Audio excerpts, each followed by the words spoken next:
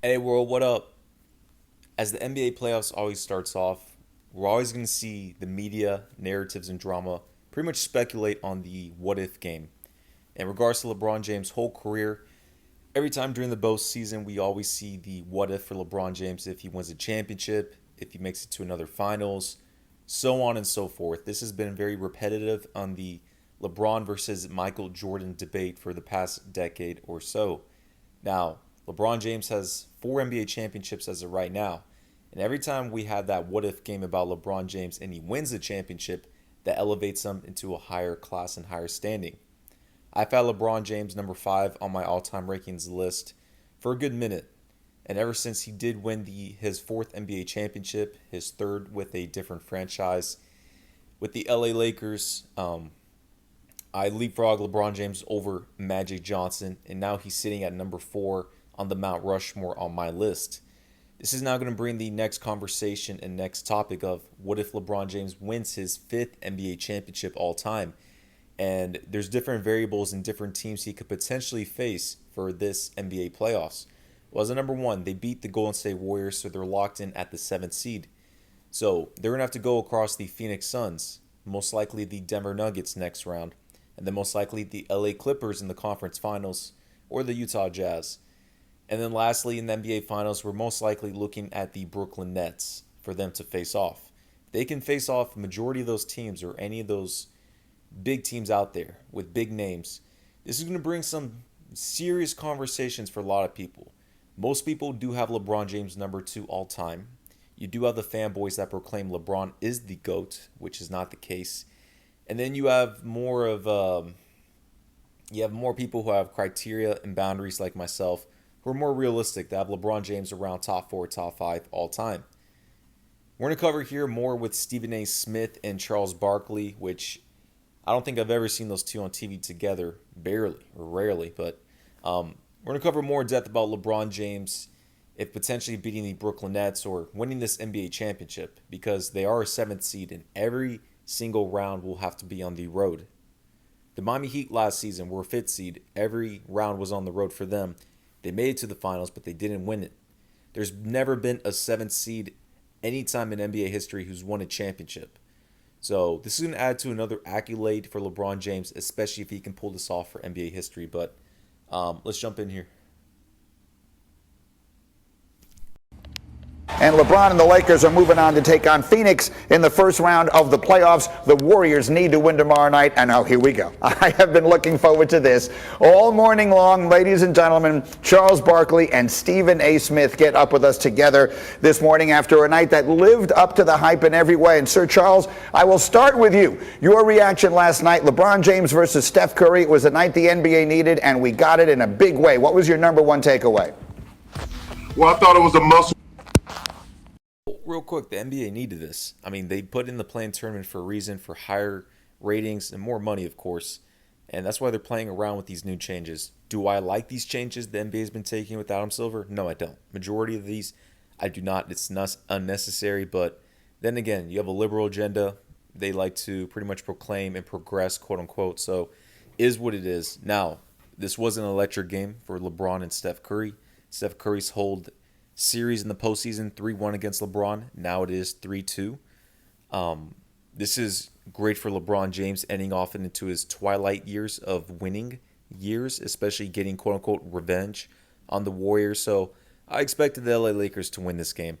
And knowing LeBron James hitting that big clutch three over Steph Curry, that's a huge part within a meme in his career, let alone iconic moments.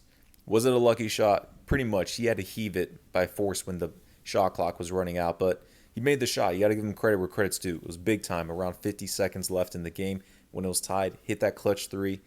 Kudos to LeBron James, who has one of the highest percentage shooting and most clutch shots to win a game in postseason history.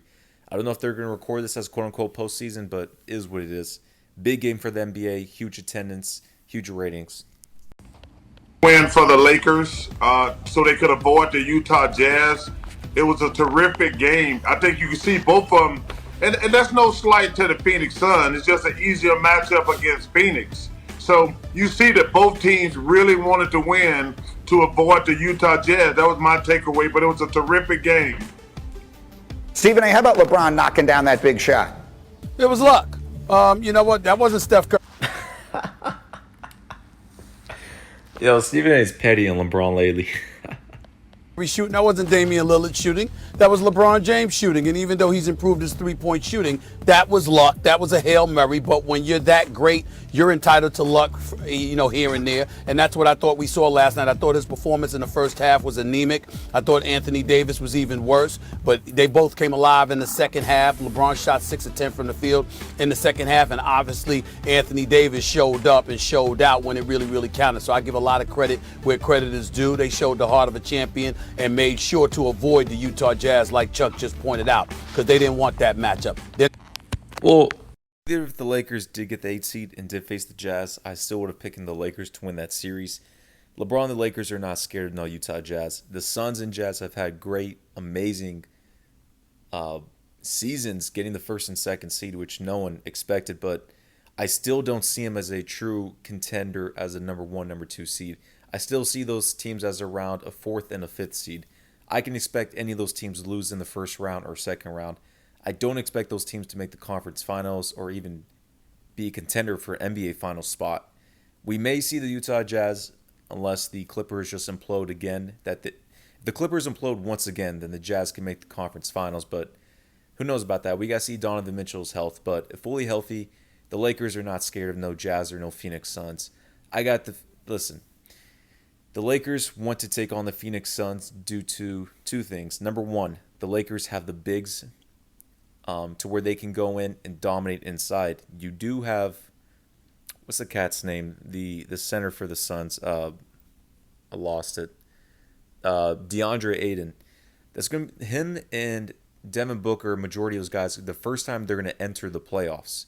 And if you're going the first time in the playoffs with no experience, going against LeBron and Anthony Davis in that championship contending team who just won a championship with the Lakers, the Phoenix Suns are not going to perform as well. I actually expect the Lakers to win that series no less than 5 games. Or my bad, no more than 5 games. But I'll give more of my take on that a little later on it. They're taking on the Utah Jazz. That could go potentially 6, but the Lakers are going to win the end of those series, so not a huge stretch. Not ready for Utah as of yet.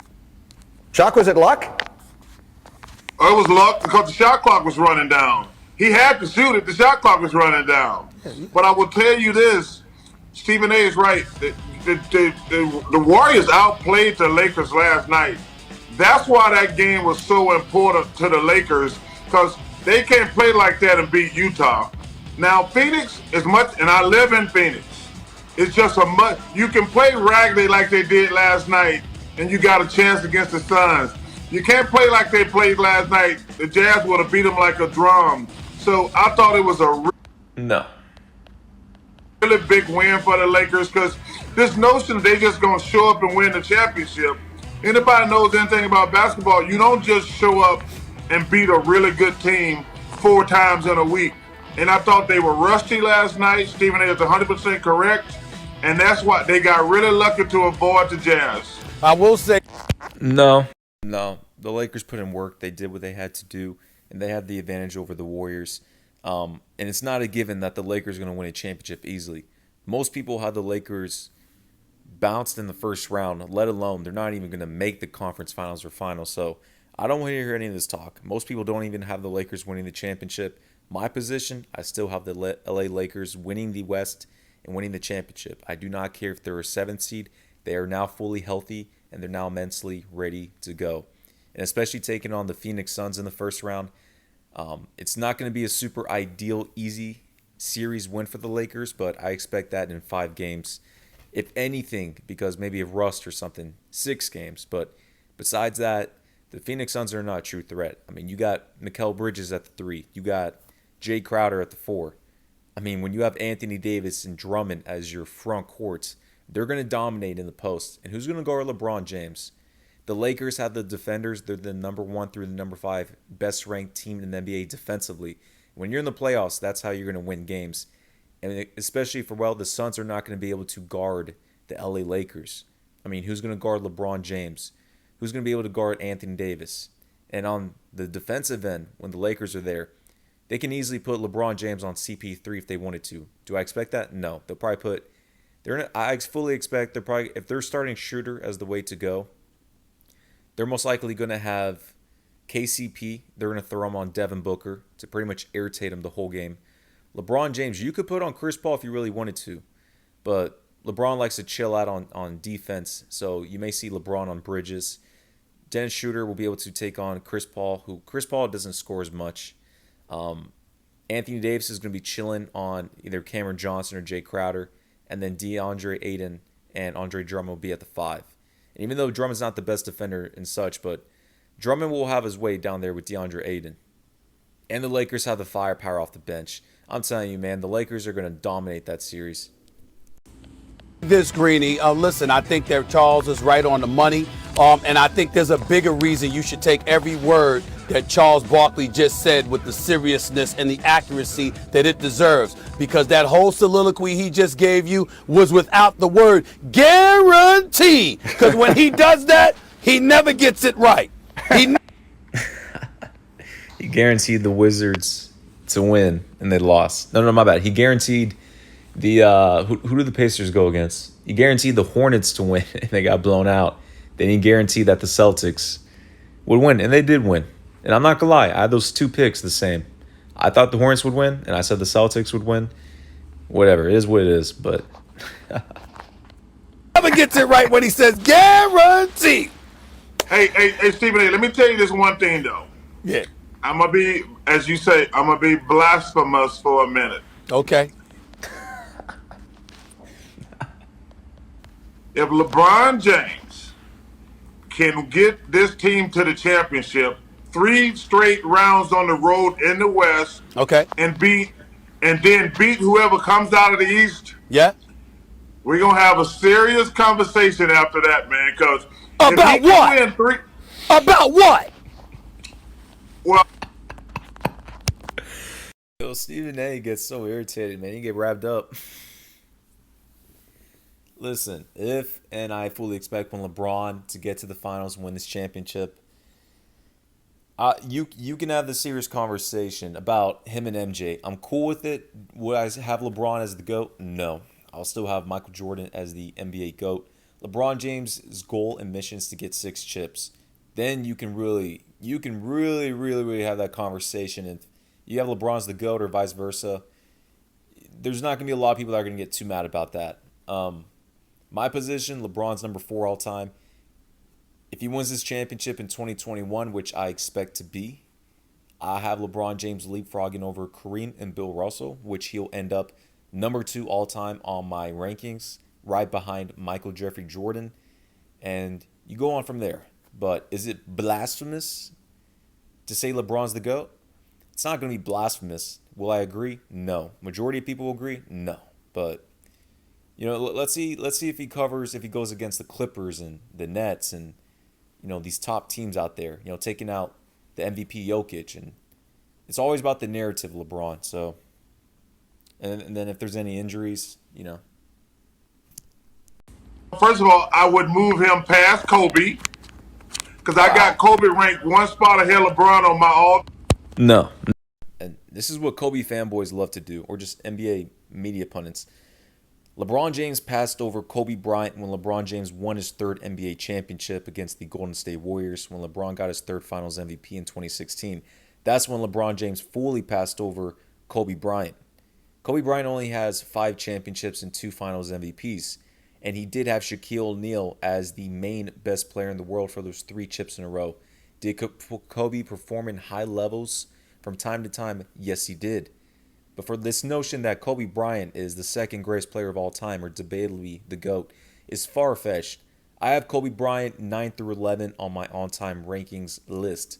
Kobe Bryant is not over Shaq. He's not over Tim Duncan. He's not over Larry Bird. He's not over LeBron. He's not over Magic Johnson, so on and so forth.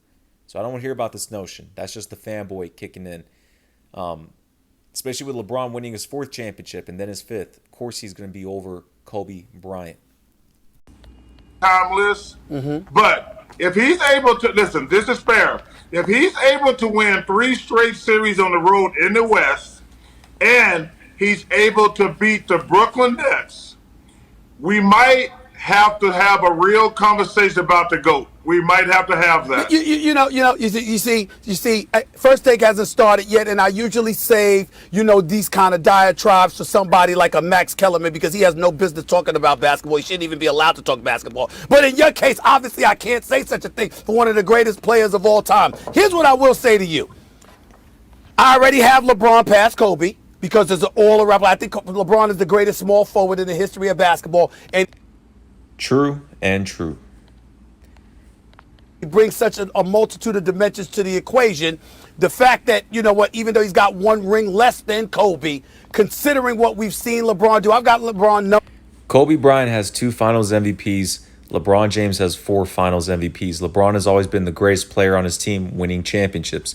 That has not been the case with Kobe Bryant, so I don't want to hear this two-dimensional talk about Kobe has 5 rings, LeBron has 4. Dirk Nowitzki has 1 ring. Kevin Durant has 2 rings. Dirk Nowitzki is higher than Kevin Durant in the all-time rankings. Stop this.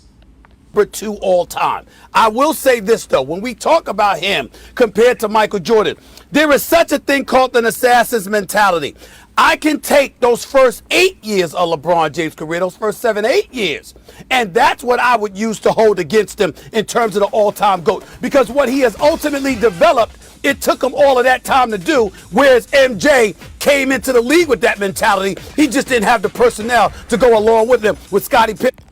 Well, I hear you, but MJ got his first chip at his 7th season, LeBron his 9th season.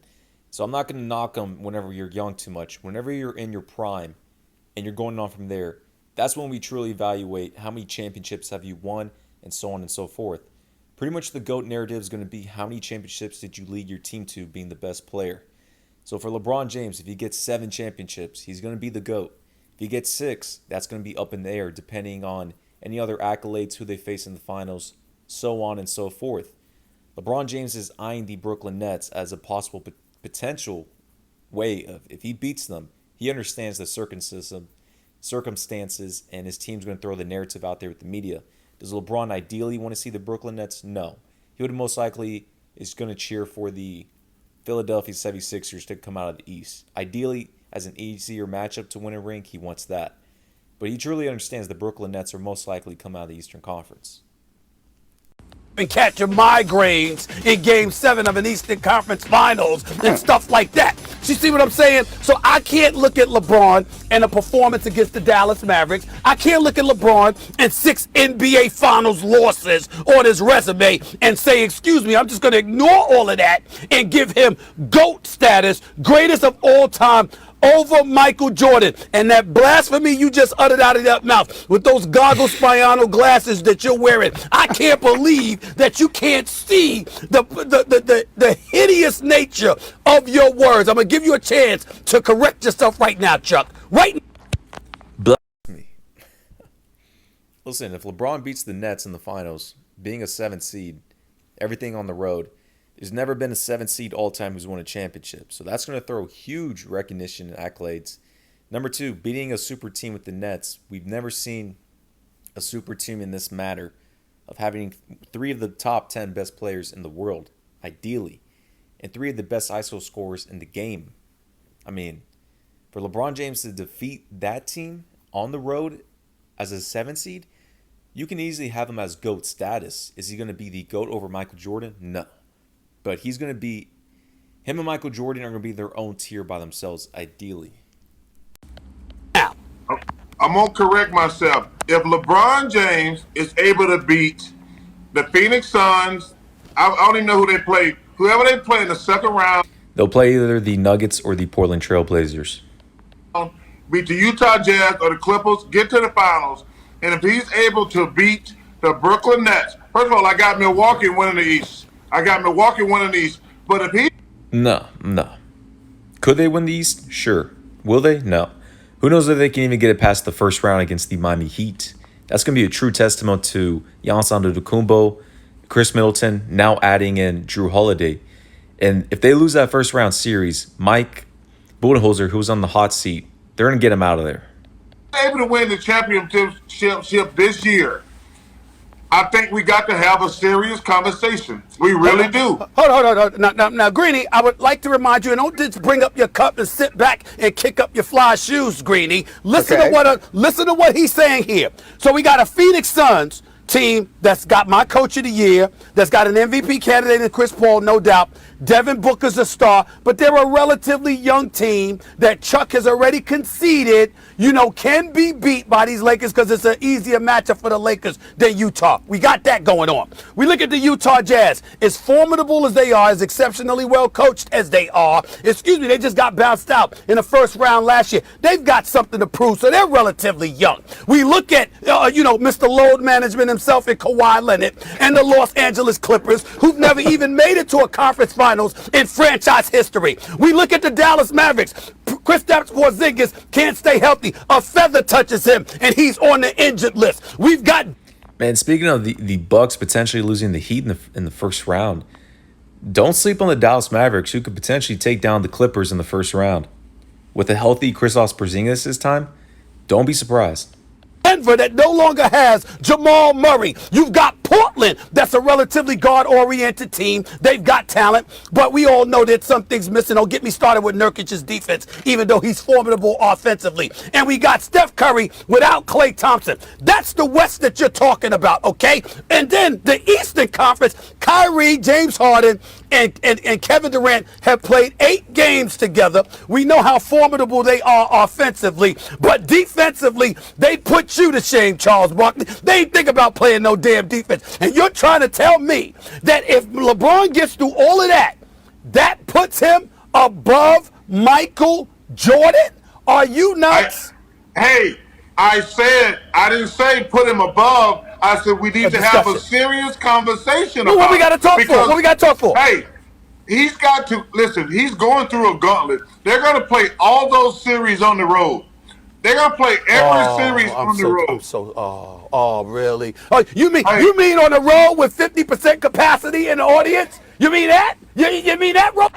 You know, if this was Allen Iverson who did this on the road, Stephen A. Smith will be hollering gas the whole night, praising AI, wearing gold chains and yada yada. Nah, listen, LeBron James does not do interviews and does not connect or network with Stephen A. anymore. And Stephen A. is PO'd about that. He's salty. So this has been happening for the past couple of years or so. So no.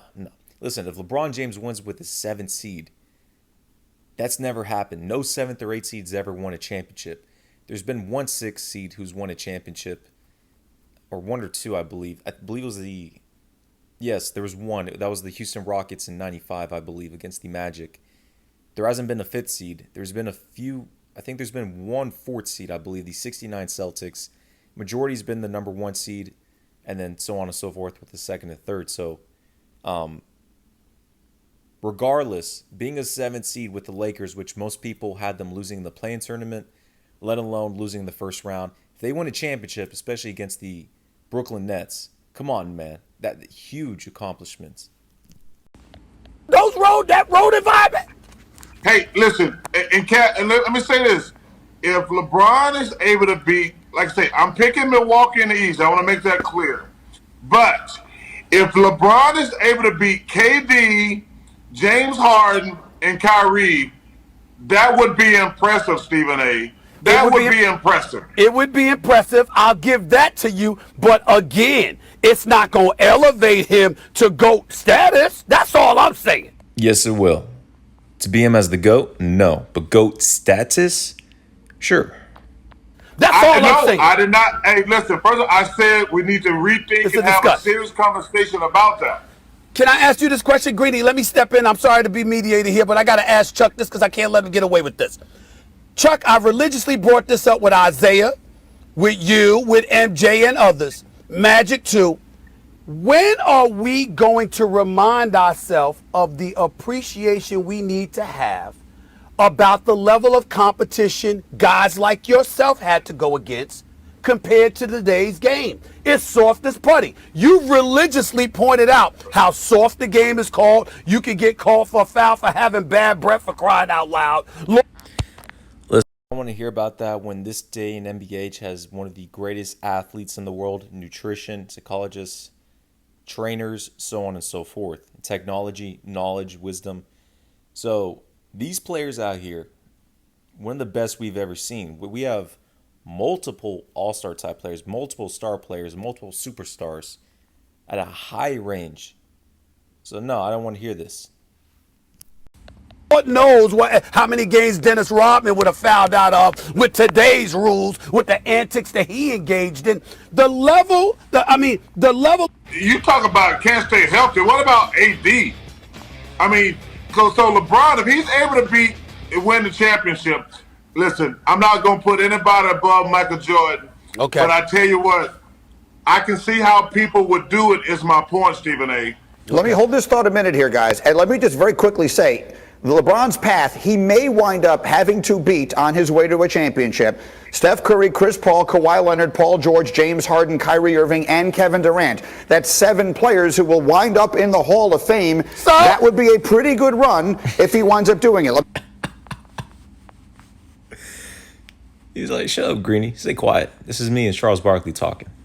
Hold that thought a minute. We'll take a quick break on this after. Oh, man.